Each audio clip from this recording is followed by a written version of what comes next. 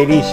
Hey, today we're going to talk about shore water, or fresh water from the pier to your boat and hooking that up. There's a lot of good reasons to have that type of system. You'll see it mostly on power boats and on a few sailboats. And for example, on my boat, instead of working out of the freshwater holding tank, which I've got to run a hose down through the boat into the V-berth and fill the tank, I don't have an external fill. Or even if you have an external fill and you're working out of that, you still have limited amount of water, even if you have a pressure water system, which I do have. So what I did is I hooked up a pier or shore water to the boat, but you see how I did it originally. This is what I've got. I've got the plastic tubing just running through a scupper, and then I plumb the rest of it. Now, the hardest part of this is plumbing the main part of the boat.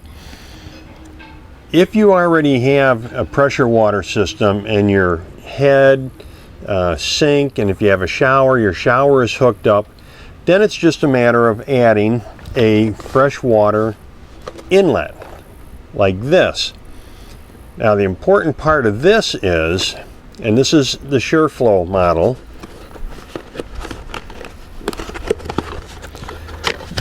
this unit, unlike what I currently have, it's just putting the shore water pressure right through the boat. Let me get this out of here.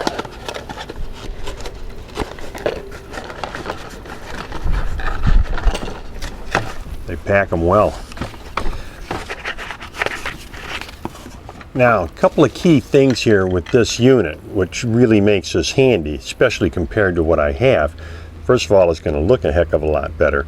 But see all this stuff back in here? Okay, this has got a automatic backflow preventer, so that when you disconnect your shore water and you turn on your pump for working out of your holding tank, it will prevent the water from running out. Right now, you see I've got to turn this little on-off valve so that doesn't happen. This takes care of that automatically. The second thing is, it's a water saver pressure reducer. So this will reduce the water pressure down to approximately 65 psi compared to the shore water, which is probably more like 175 or something like that. You know, the maximum pressure should be 125. So that's why this is important. And we're going to install this today. It's easy to install. Let me show you what we're going to need, and then we'll walk through the process of installing it and some of the other things that you're going to need to make this work properly with some other backflow preventers and hookups. Well, of course, the first thing you're going to need is your shore water or city water inlet. Now, this also comes with a little adapter that you can use here, but I'm going to use, because my hose is already half-inch, I'm going to use this adapter here. But then I need the Teflon tape, a screwdriver, drill bits. Oh, we got to have our 3.5-inch hole saw to cut the hole for the inlet to fit into, and then the other drill bits for, we're going to use a number 8 screw.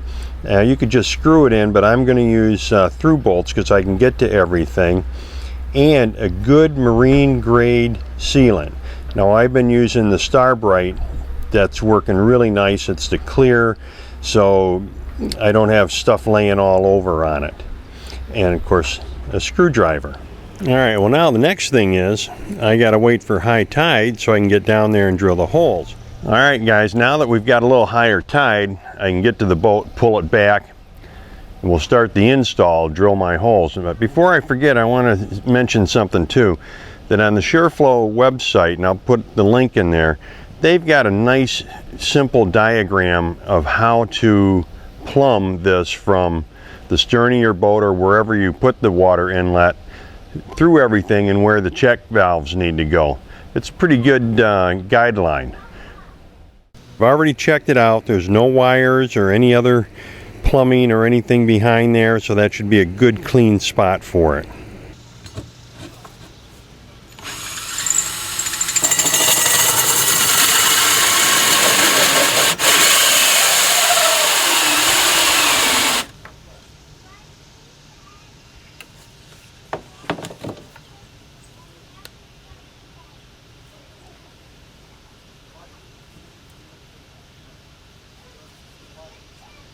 Alright guys, I got my hole cut.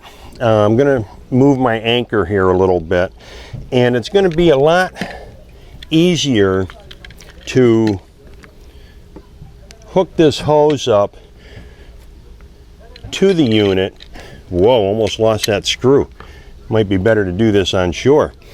It's going to be easier to hook that up before, and you notice, see, I don't know if you can see it here, this hose is all starting to come apart here.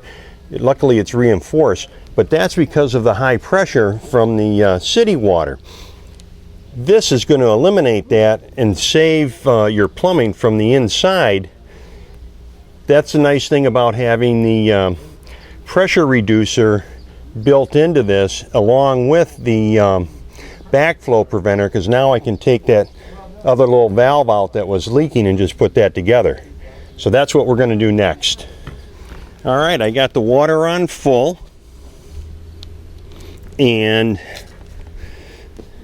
no leaks here, no leaks here. I'm ready to go ahead and seal it up, guys. See you on the other side.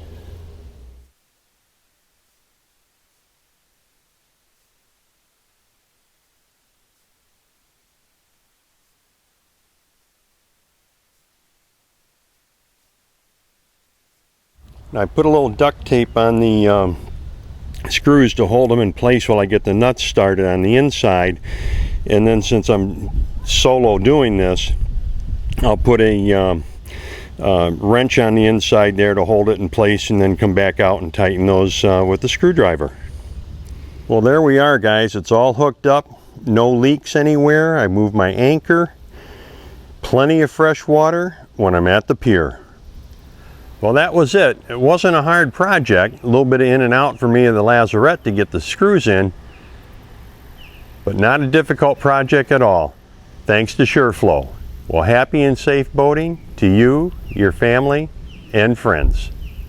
Okay, now there, that little black or gray ball down there is my backflow preventer for my hot water tank. And as I mentioned, I don't have a backflow preventer, so this is what I've got to shut off when I disconnect my shore water and run my pump from my holding tank. So now I'll be able to eliminate this also.